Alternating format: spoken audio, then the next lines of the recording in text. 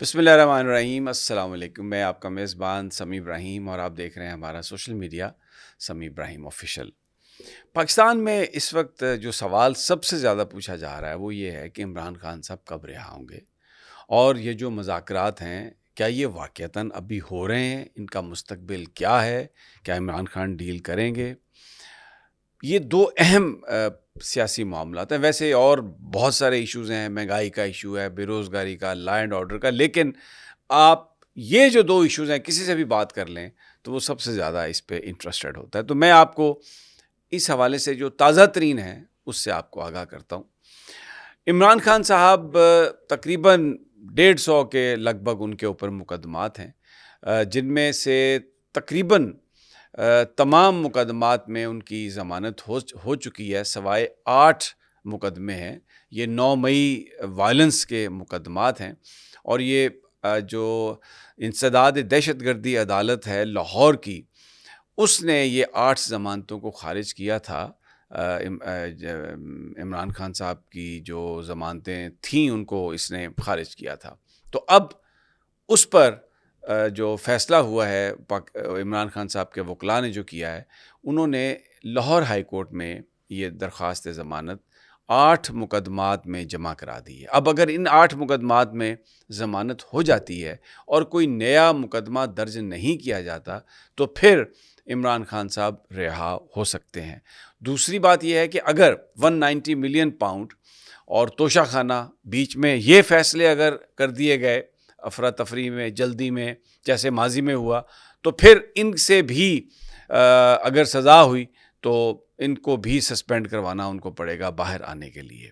اب Lahore high court کو جو مقدمات ہیں اس میں جو اہم بات ہے وہ یہ ہے کہ اس سے پہلے انہی 8 مقدمات میں جو ATC نے ریمانڈ دیا تھا عمران خان صاحب کا ایک واٹس ایپ کال پر ویڈیو لنک کے ذریعے، اس کو لاہور ہائی کورٹ نے خارج کر دیا تھا، اس فیصلے کو سسپینڈ کر دیا تھا PTI کے درخواست پر۔ اور ساتھ میں انہوں نے یہ بھی بڑے سوال کیے تھے کہ جب عمران خان صاحب وہاں پر موقع پر موجود ہی نہیں تھے اور کوئی کسی طریقے سے کوئی شواہد بھی پیش نہیں کیے گئے اور پورا 1 سال انویسٹیگیشن بھی نہیں کی گئی، تو اس لیے یہ جو فیصلہ ہے یہ معطل کیا جاتا ہے، سسپینڈ کیا جاتا ہے۔ تو اب اسی ہائی کورٹ کے سامنے ان 8 کیسز میں درخواست ضمانت دائر ہو چکی ہے۔ تو ایک فیلنگ ہے، ایک امپریشن ہے کہ ہائی کورٹ عمران خان صاحب کی ضمانتوں کے معاملے پر اگر اسی اپروچ کا اس نے مظاہرہ کیا ججز نے، تو پھر ان کی ضمانت جو ہے وہ we can see written on دا وال کہ ان 8 مقدمات میں ضمانت عمران خان صاحب کی ہو جائے گی۔ اور اگر 190 ملین پاؤنڈ کا فیصلہ نہیں آتا جیسے میں نے پہلے کہا، تو عمران خان صاحب بالکل رہا ہو جائیں گے، اور ان کو پھر کسی اور مقدمے میں گرفتاری ڈال کر اگر حکام اندر رکھیں تو وہ ایک دوسری بات ہے۔ اب دوسرا مسئلہ مذاکرات والا۔ مذاکرات اس وقت تعطل کا شکار ہیں، اس وقت مذاکرات نہیں ہو رہے۔ آج اسپیکر جو ہیں ایاز صادق، انہوں نے بھی ایک بیان جاری کیا، اس میں انہوں نے کہا، بڑا افسوس کا اظہار کیا اور یہ کہا کہ وہ کرنے کے لیے تیار ہیں یہ وہ۔ لیکن دوسری جانب سے جو حامد رضا صاحب ہیں، ترجمان PTI مذاکراتی کمیٹی کے، انہوں نے جو ایک سٹیٹمنٹ ریلیز کی ہے اس میں انہوں نے کہا ہے کہ PTI 12 یا 13 جنوری کو مذاکرات کرنے کے لیے تیار ہے۔ PTI جو تحریری جواب ہے، یعنی جو تحریری مطالبات ہیں وہ بھی دینے کے لیے تیار ہے۔ اور اس کے ساتھ ساتھ یہ بھی کہا گیا ہے کہ اگر جوڈیشل کمیشن کا اعلان نہیں کیا جاتا، جو 26 نومبر اور 9 مئی کے جو معاملات ہیں ان کی تحقیقات کرنے کے لیے، تو پھر مذاکرات کا یہ عمل ختم کر دیا جائے گا، پھر PTI مذاکرات میں شریک نہیں ہوگی۔ تو یہ بڑا ایک اہم سٹیٹمنٹ ہے۔ اچھا، اسی بیچ میں کل سے رانا ثناء اللہ اور خواجہ آصف اور کئی دوسرے جو مسلم لیگ نون کے رہنما ہیں، انہوں نے یہ بیانات دینے شروع کیے ہیں کہ اگر عمران خان صاحب درخواست دیں کہ سیکورٹی کی بنا پر انہیں اڈیالہ جیل سے شفٹ کر دیا جائے بنی گالا یا کہیں اور، تو ان کو شفٹ کر دیا جائے گا، ان کو شفٹ کیا جا سکتا ہے۔ یہ جو بیانات ہیں یہ حکومتی وزراء کی طرف سے آ رہے ہیں، لیکن عمران خان یہ کئی دفعہ واضح کر چکے ہیں کہ وہ نہ کوئی ڈیل لیں گے، نہ کوئی ایگزیکٹو آرڈر لیں گے۔ ان کی جو ڈیمانڈ ہے وہ صرف یہی ہے کہ ابتدا میں جوڈیشل کمیشن بن جائے اور تمام پولیٹیکل پرزنرز کو ریلیز کر لیا جائے۔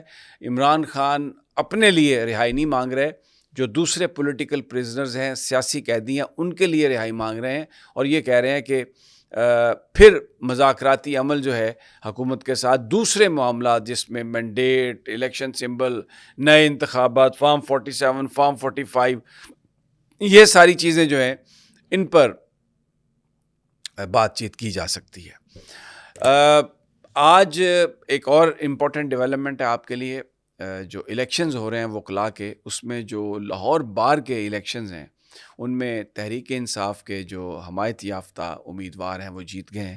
صدر کے لیے مبشر رحمان صاحب اور جنرل سیکریٹری کے لیے شرجیل کھوکر اور نصیر بھلا اچھی خاصی اکثریت سے الیکشن جیتے ہیں۔ اب یہ الیکشن لاہور بار کے الیکشن ہے، ڈسٹرکٹ بار کے الیکشن، تو وہاں پر آپ کو پتہ ہے مریم نواز کی حکومت ہے پنجاب میں، لیکن اور پھر اعظم نذیر تارڑ اور احسن بھون بھی وہیں پر پریکٹس کرتے ہیں، ان کا بھی وہ قلعہ سمجھا جاتا ہے۔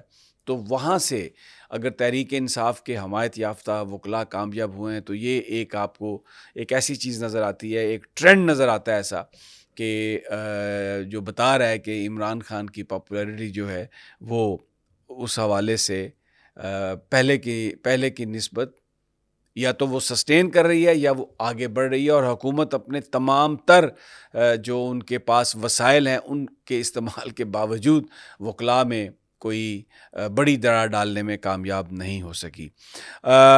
دوسرا مسئلہ جو ایک معاملہ ہے وہ شیر افضل مروت کا معاملہ ہے۔ انہوں نے جو سلمان اکرم راجہ صاحب کے حوالے سے جو گفتگو کی تھی اس پہ علیمہ خان صاحبہ نے کہا کہ خان صاحب نے اس پر ناراضگی کا اظہار کیا ہے، خفگی کا اظہار کیا، اس لیے ان کا یہ کہنا ہے کہ ان کے پاس یہ اختیار ہے کہ وہ اگر سلمان اکرم راجہ کو جنرل سیکریٹری بناتے ہیں تو وہی جنرل سیکریٹری ہوں گے۔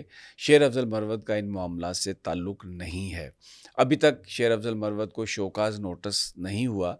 ورکرز کی بہت بڑی تعداد جو ہے وہ یہ سمجھتی ہے کہ شیر افضل مروت ایک سازش کا شکار ہو رہے ہیں اور ان کے خلاف ایک پورا گیم پلان بنایا گیا ہے۔ بہت سارے لوگ کہتے ہیں کہ وہ رانگ نمبر ہیں اور وہ اسٹیبلشمنٹ کے ساتھ انہوں نے کمپرومائز کر لیا، اور وہ اس طرح کی باتیں پھیلا رہے ہیں جس سے کہ جو لیڈرشپ ہے اور ورکرز کے درمیان فاصلہ بڑھ رہا ہے، اور ایک مایوسی پھیلانے والی وہ باتیں کر رہے ہیں۔ لیکن ابھی تک شوکاز نوٹس جاری نہیں ہوا۔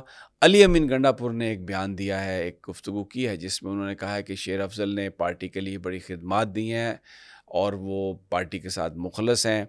کبھی کبھی وہ کریز سے باہر آ کر کھیلتے ہیں لیکن وہ پارٹی کے ساتھ مخلص ہیں، اور پارٹی کے لیے ان کی ہمیشہ سے جو خدمات ہیں وہ یاد رکھی جاتی ہیں، اور وہ ابھی بھی ایک بہتر رول پلے کر سکتے ہیں۔